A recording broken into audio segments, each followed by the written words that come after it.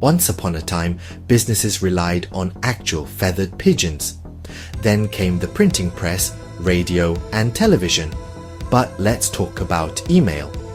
It arrived quietly, almost shyly. No big fanfare, just a simple WOW symbol. Yet, it was about to change everything for how we connect, especially in business. It started as a nerdy way for academics to chat. Now, it's a powerhouse for your brand. Think back to your first email address. Mine was probably something embarrassing, like coolwriter@gal80aol.com. Yours too. We sent chain letters and pixelated dancing hamsters. Businesses, however, were a bit slower on the uptake. They were busy with glossy magazine ads or those giant Yellow Pages books. Email felt less substantial, less real. Then, someone smart figured it out. What if we sent our own messages directly to people who want to hear from us? Boom! The first marketing emails were clunky. Often, they were just digital versions of junk mail. But the seed was planted.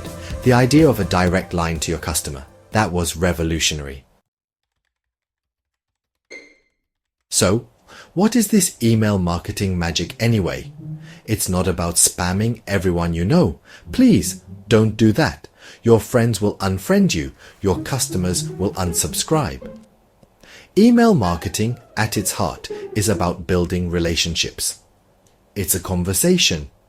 You're talking with your audience, not just at them. It's your chance to share valuable stuff. Useful tips, exciting news, special offers. It's direct, personal, and permission-based. For every single dollar you spend on email marketing, the average return is a whopping $38. It's a testament to how much people still value relevant communication landing right where they look every day, their inbox. Think about the types of emails you actually like getting. Each type serves a purpose. Each builds that connection. Now, let's talk funnels. Not the kind you use in the kitchen for pouring gravy. We're talking about marketing funnels. It's a simple way to think about your customer's journey. From who are you to take my money. It's a path, a roadmap. Understanding this path is crucial for effective email marketing. Send the right message to the right person at the right time. Imagine a giant upside-down pyramid. At the very top, it's wide. This is the awareness stage. Lots of people are milling about here. They might have a problem.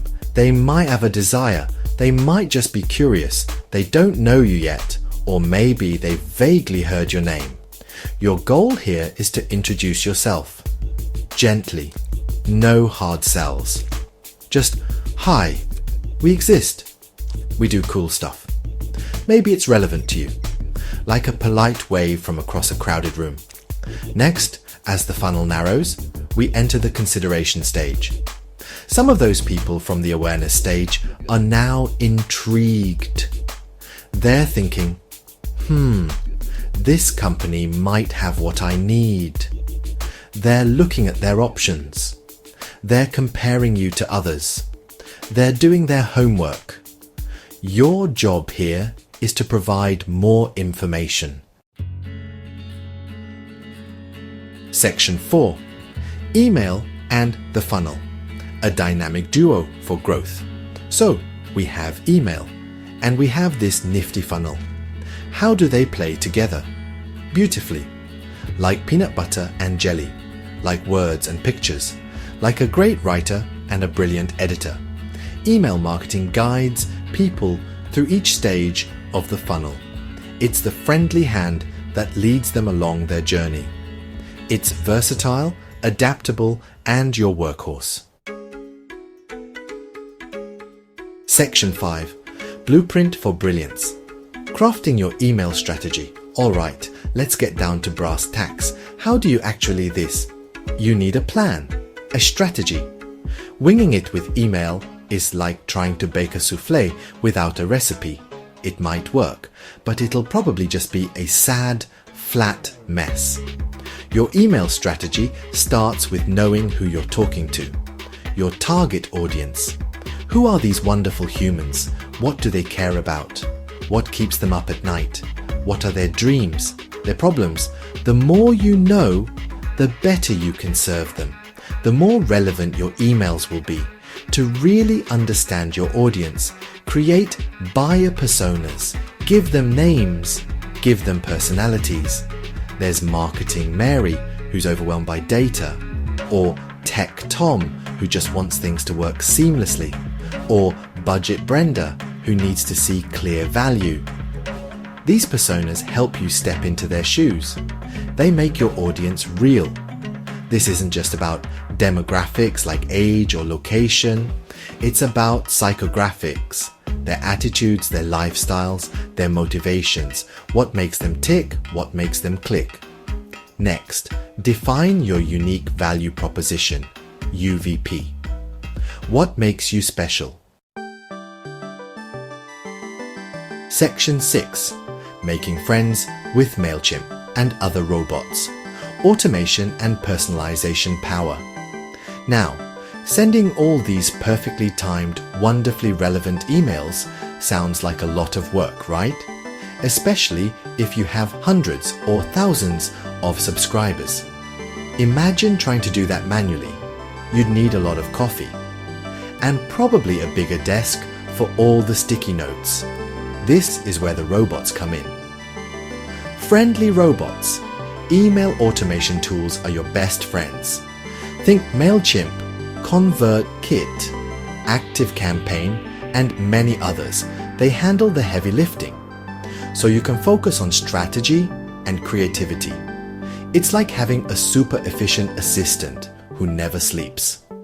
Segmentation is your first super power here. It means dividing your big email list into smaller, more targeted groups based on their interests, their purchase history, how they signed up. Section 7. Counting clicks and conquering inboxes, metrics, testing, and a future of fun. So you're sending these amazing, personalized, automated emails. How do you know if they're actually working? You look at the numbers. Email marketing metrics are your report card. They tell you what's resonating and what's falling flat. Don't be scared of them.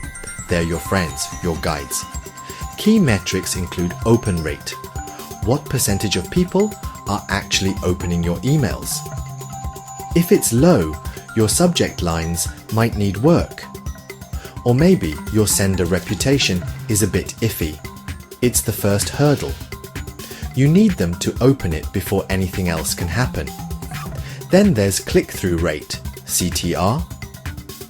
Of those who opened your email, how many clicked on a link?